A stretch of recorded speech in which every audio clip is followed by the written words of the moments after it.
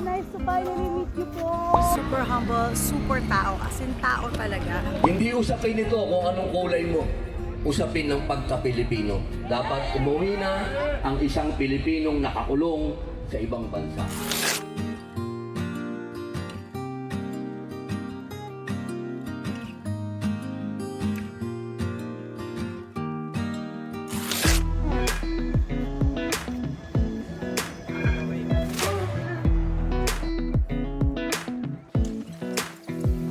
Come a little closer.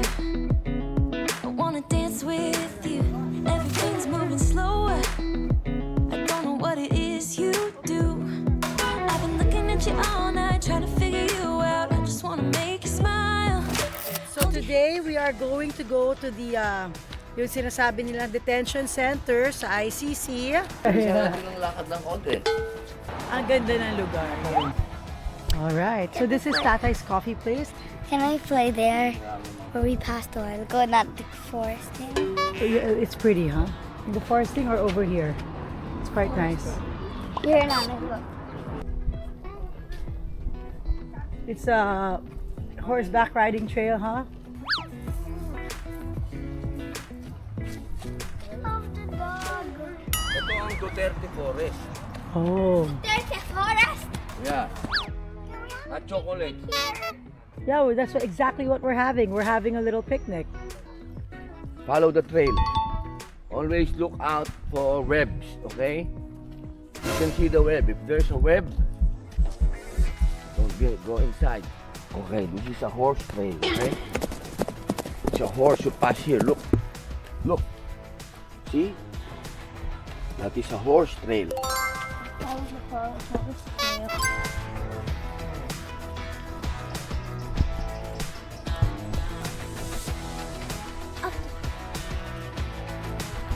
You're tired. Did you see the horse sign? Where's the horse sign? There's the horse sign. Okay, we pass here now.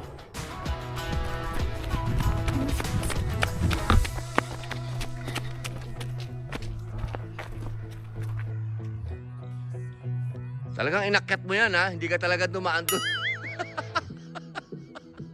Baka madulas yan, ha? Puro lumot yan.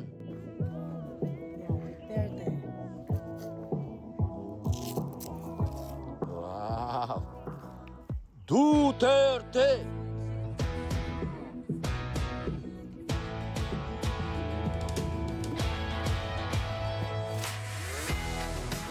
Palabas kayo ng Duterte Forest.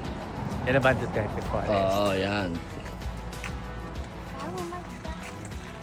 Okay, but just be sure not to hurt anyone or Oh, yourselves. nakita mo na, babe, kung saan ang Duterte Forest. Oo, Ang yes. tanong Yan, dati. yan Dito, pala tol. yung Tol, diretso Duterte tayo. Forest. Nakarating na tayo.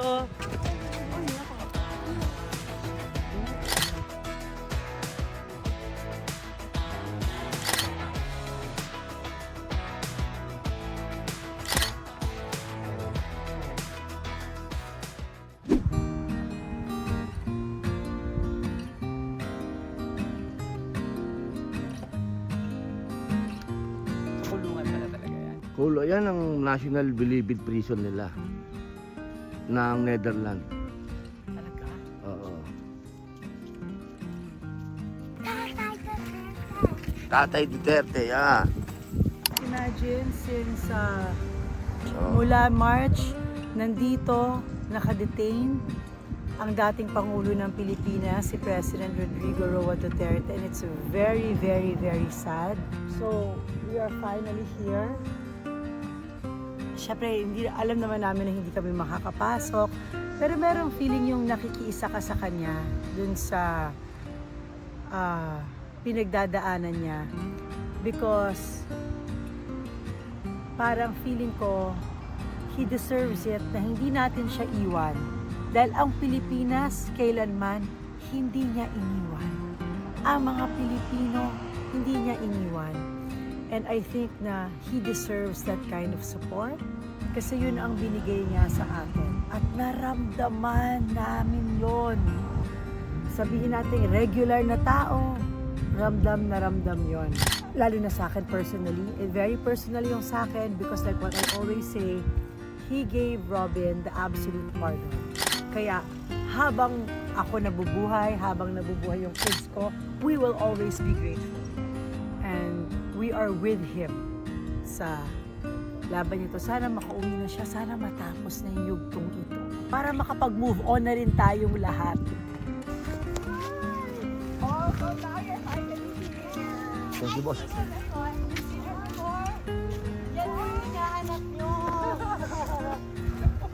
Babe, humabol pa sa atin si Bill. Hello po, Mariel po. Nice to finally meet you po. First time po kitang ma-meet ngayon. This is Bibi. Pleasure to meet you po, VP. So we are now on our way to the main event. This morning they had the prayer rally for PRRD sa ICC. Now we're going to the park to meet with all the other Duterte supporters. Paalis na kami kasi parang hindi naman pwedeng magstay doon ng matagal. So paalis na kaming lahat. Biglang may humahabol. Grabe, imagine mo yung Vice President ng Pilipinas humahabol. Alam niya na buong pamilya kami nagpunta dito to support. Tapos super kaming touched. After that, we had parang snacks with her. Kasama niya yung mga volunteers. After that, kanina, bumibili ako ng pinya, mga strawberries, some snacks for the kids sa Albert Heijn, yung supermarket. Paglabas ko, may nagsabi sa akin, "Huy! Ay! Tas sobra kong shock si VP." Tas sabi ko, "Ay, nagdadasal lang po si Robin. We're gonna see you in the event." Sabi ko, "See you later po." Naghiwalay kami. Tas sabi ko, "VP!" Sumigaw ako, "VP, picture po tayo. Wala po akong picture sa inyo." Tapos, pagtingin ko sa bag ko, oh my gosh, wala akong phone. Ay, sabi ko next time na lang. Yun ang aming mga encounters with her. Super humble, super tao. As in tao talaga. Nakaka-proud. Alam mo, nakakahiyang mag-ayos. Yung mag-ayos ka, mag-alahas ka dahil si VP, sobrang simple, sobrang walang ganun at all. I think palapit na kami sa event because nakakakita na ako ng mga Pilipino. Thank you po! Kamusta po? Mabuhay! Hello! Thank you po, madam! Hi po ang ating mga volunteers! Hi po! Hi po! Kamusta po? Kamusta po? Ang ating mga volunteers, hello po! Opo, kamusta po? Hello, hi, madam! Kamusta po ulit? Hi, babe!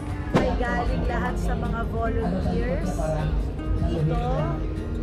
Hindi po yan binabayaran. Galing po yan sa mga volunteers dito.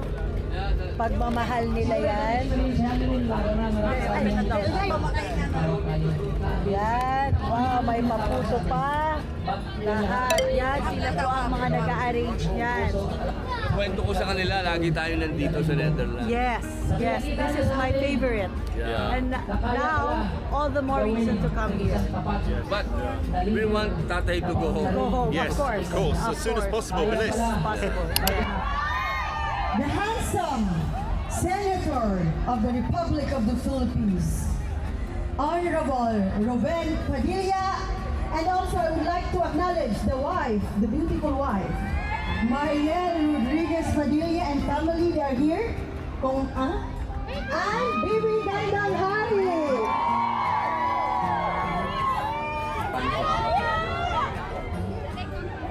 Magandang hapon po sa inyong lahat.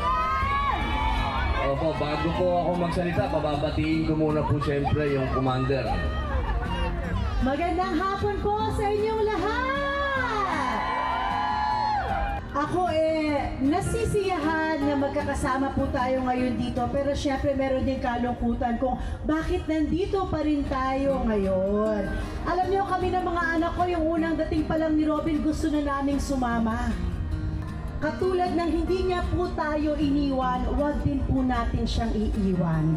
Maraming salamat po. Pakinggan naman po natin yung aming summa cum laude. Bibi Gandang Hari.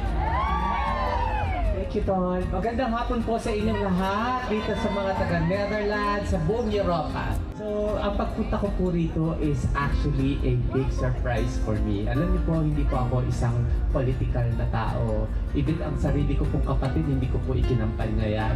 Kasi hindi po talaga ako tumutungtong to stage to politicize or to make a propaganda, because I think being on stage is a big responsibility to people. So, at ako po ngayon ay tumatayo sa entabladong ito katabi ng aking kapatid kasi may kasama na po itong proudness sa ginagawa po ng kapatid ko first and foremost.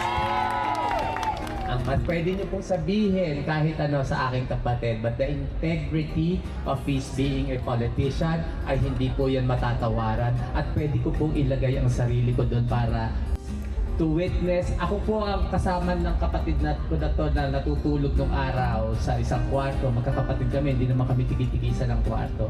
So I've seen him grow up and become to be this senator that I'm very, very proud of. There is no perfect president, but there is a president who served the common good of the people. And I think that is what President Duterte is all about. And so my petition now is for humanitarian reason. Kailangan po siguro may uwi si Presidente Duterte because he is an elderly person already. And this is not the kind of dignity that we provide to a person who has served his country to the full of his ability. Yun lang po, at maraming salamat po sa inyo.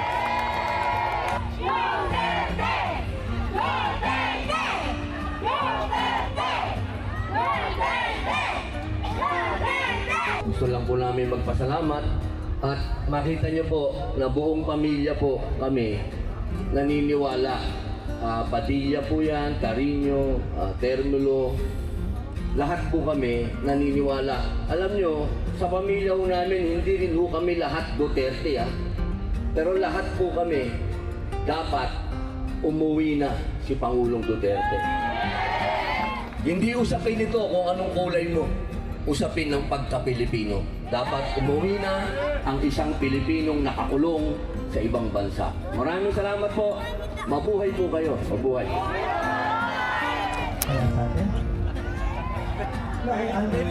Let me speak in English. I hope my accent is clear enough for the... Clear enough? Am I understandable? Thank you, sir. In March of 2018, and according to the Rome Statute, Salamat ako sa inyo, sa oras ninyo, dahil marami naman kayong pwedeng gawin ibang bagay ngayong araw na ito. Pero nandito kayo sa The Hague para pagsabihan ang ICC na Free Duterte Now. Maraming salamat, magandang hapon.